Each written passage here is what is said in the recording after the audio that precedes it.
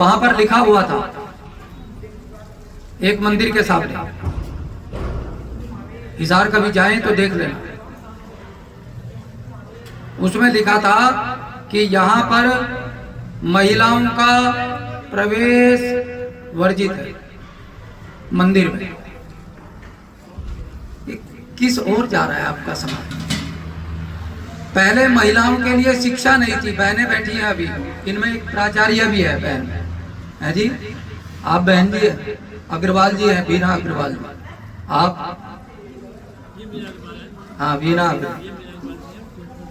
ये कुमकुम गर्ग जी, ज्योति अग्रवाल है जी, मुक्ता अग्रवाल जी, निशा गहलोत जी। हाँ, इनका नाम बाद में ले रहे हैं, भय है ना, करवा चौथ गई है इसलिए मुंह से निकल रहा है, नहीं तो ये भी ना निकलता। पुरुषों ने सबसे पहले अपना वर्चस्व बनाया। यहाँ जितने भी उद्यमी लोग हैं, सेवानिवृत्त लोग हैं, आर्मी के भी सेवानिवृत्त लोग हैं। आर्मी का व्यक्ति कभी सेवानिवृत्त नहीं होता है। आर्मी का तो हर समय जवान ही रहता है। जब भी चलेगा, सोएगा, बैठेगा, चलेगा, खाएगा, पिएगा, उसका व्यवहार, उसका आचरण आर्मी वाला ही होता है। इसलिए आर्मी वालों को मैं विशेष रूप से नमन करता हूँ। और मेरे प्रिय ब्रह्मचारी जब छोटे छोटे सामने बैठे हैं, जिनके माता पिता भी आए हुए हैं, अभिभावक लोग आए हुए हैं, प्रिय बेटे, ये जो आप लोग गुरुकुल चला रहे हैं, आपके क्षेत्र में गुरुकुल चल रहा है, सबका योगदान है। आप लोग आए, ये भी योगदान है। सहयोग कर रहे हैं, ये भी योगदान है। जिन्होंने भूमि दान दी, ये भी योगदान है। तन मन और धन जो दे रहे हैं दूर बैठ करके, ये भी योगदान है।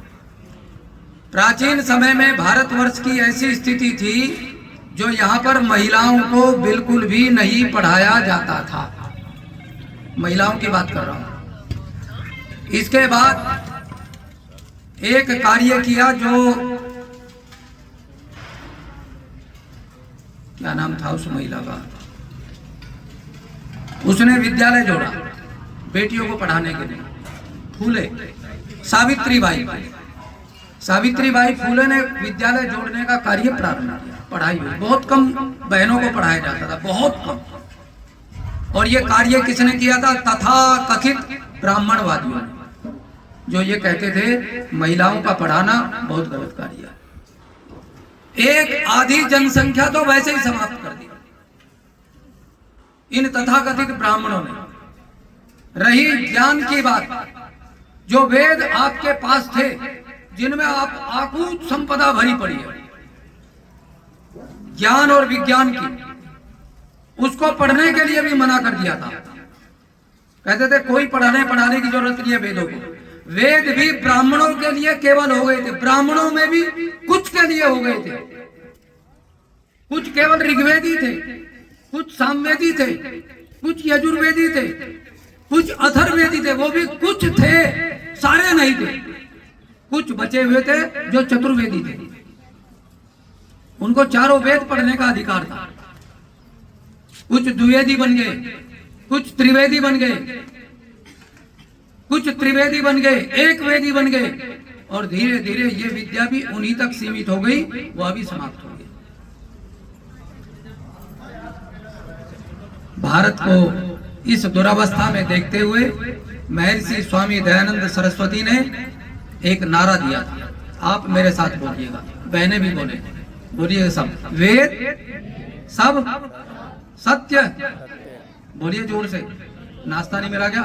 वेद सब सत्य विद्याओं का पुस्तक है। वेद का पढ़ना, पढ़ाना और सुनना, सुनाना सब आर्यों का परम धर्म। इन्होंने धर्म क्या बता दिया था? तिलक लगाना। आज भी चल रहा है भारत में।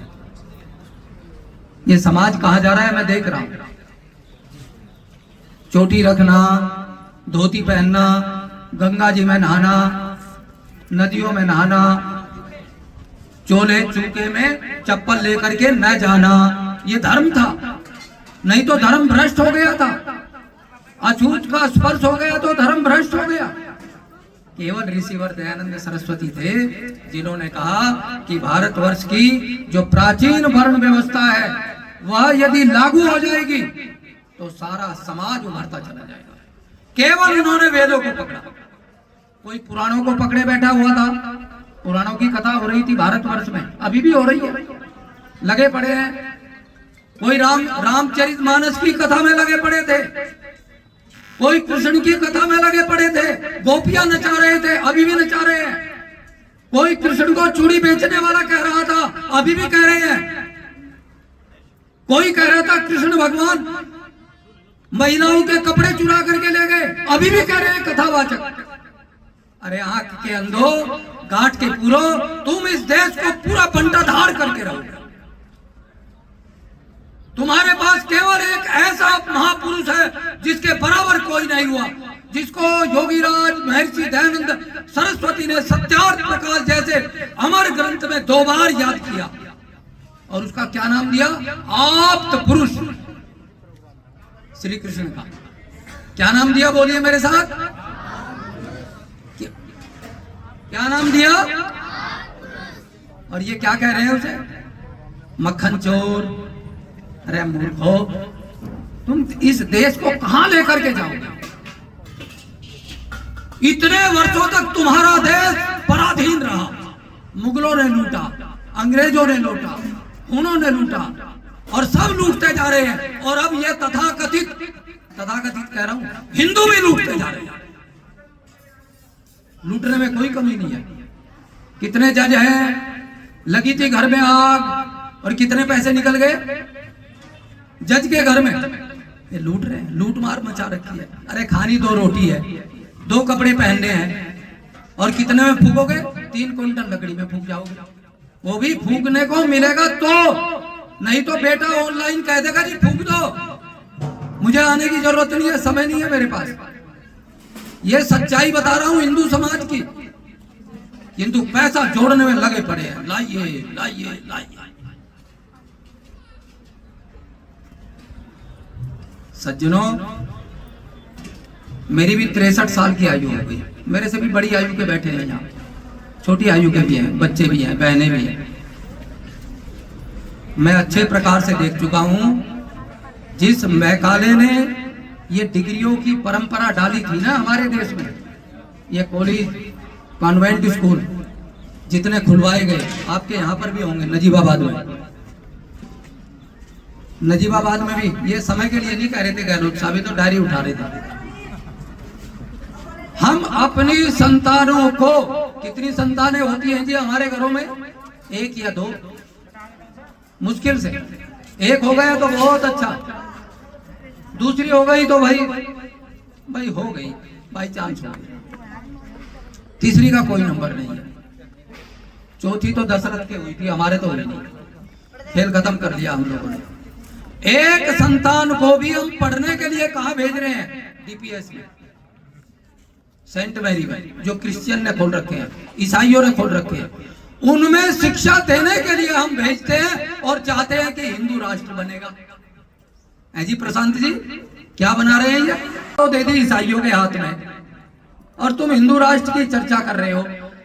वह जज, वह न्यायाधीश न्यायालय में बैठ करके अंग्रेजी टपाटप बोल रहा है, जो बेचारे वादी को पता भी नहीं है क्या बोल रहा है, और तुम सुन रहे हो। किसके लिए न्याय हो रहा है? जो बेचारा अंग्रेजी जानता नहीं, और दे कौन रहा है? जो अंग्रेजी जान रहा है। क्या शिक्षा रह गई आपकी? किधर जा रहा है ये देश? संभवतः मेरी बातें कुछ कड़वी लग रही होंगी, सोचते होंगे कि शायद ये वर्तमान के युग के अनुरूप नहीं है। ऋषिवर दयानंद सरस्वती को एक अंग्रेज ने कहा था कि आप अंग्रेजी पढ़ लीजिएगा तो देश का बहुत उद्धार हो जाएगा। ऋषि दयानंद ने क्या उत्तर दिया था? काश आप हिंदी पढ़े हुए होते,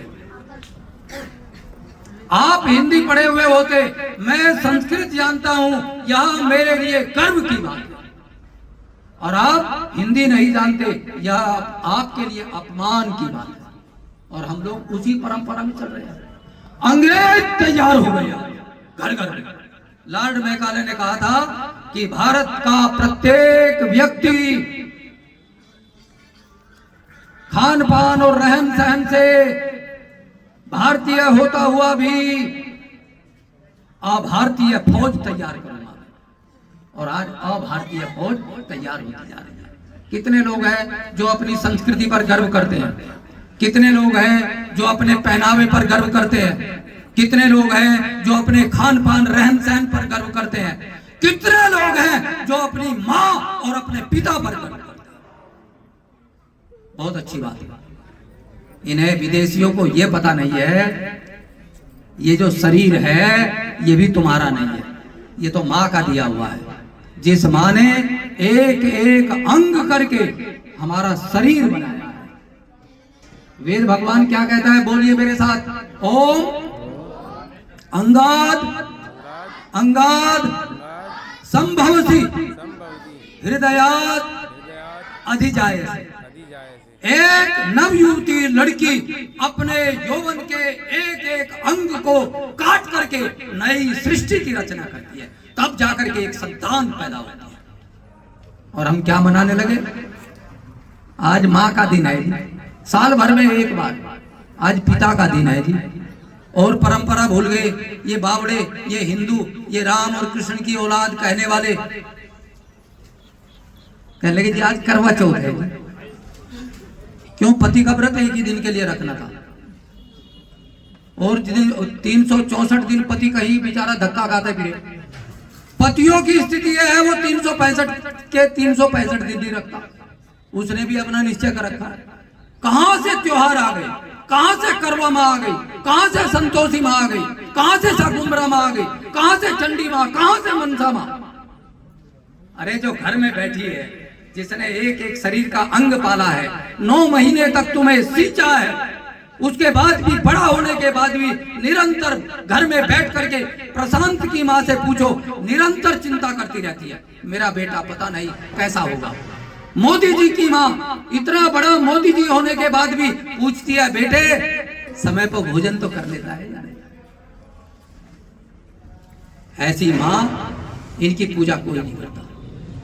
सज्जनों एवं मातृशक्ति, आपसे निवेदन करूंगा, यदि भारतवर्ष को सुंदर राष्ट्र बनाना, ये छोड़ दीजिएगा, ये बेकार की, ये दोगलीपन मेरे बस का है नहीं।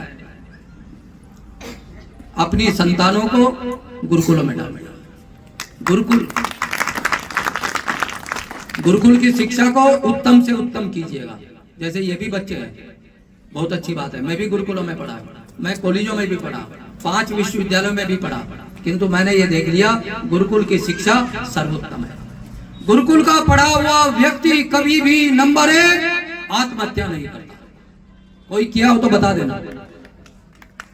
मैंने IAS, PCS, MBBS, MD, PhD, DLIT, LLB, LLM वालों को आत्महत्या करते हुए देखा है।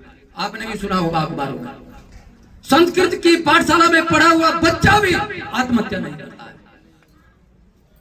इनकी तो बात छोड़िए, निराश नहीं होता है संस्कृत का पढ़ा हुआ व्यक्ति, और हम लोग सोचते हैं ये सब हमारी सब बेकार की चीजें हैं। सज्जनों, ये गुरुकुल खुलेगा, खोलते रहिएगा, चलाइएगा। मेरे लायक भी गहलोत साहब, कभी कोई सेवा हो जरूर बताइएगा। परमपिता परमेश्वर करे आप लोग ऐसे ही आगे बढ़ते रहिएगा। इन ब्रह्मचारियों को कहते हैं ना, आर्य समाज में बहुत कम संख्या होती है। एक आर्य समाजी है जी, विद्यार्थी आ गए दिखे, हाँ विद्यार्थी जी भी आ गए। एक आर्य समाजी करोड़ों के बराबर होता है, करोड़ों के बराबर। बड़ा विचित्र आदमी होता है। परमपिता परमेश्वर करे ये सदा उन्नति प्राप्त करते रहे, सदा आगे बढ़े। इन्हीं शब्दों के साथ गहलोत साहब का धन्यवाद, संतोष बहन जी का धन्यवाद, और बहन बानो जी का धन्यवाद, जो अपनी भरपूर कमाई परिश्रम की आप सब भी लगाते हो, और सुंदर भाई जी का भी हैं, दीपचंद जी के सुपुत्र हैं, आर्यजन के पक्के आर्यजन। इनके पिताजी अत्यंत आर्य थे। मैंने कहा मुझे जमीन लेनी है जी, 5000 की कमी रहेगी। कह लगे आप चिंता क्यों कर रहे हो, आज 5000 रुपये भी। इतने दानी व्यक्ति सज्जनों एवं मातृशक्ति, आप सब लोग सदा स्वस्थ रहो, आगे बढ़ो। इन्हीं शब्दों के साथ आप सबका धन्यवाद। ओम शांति शांति।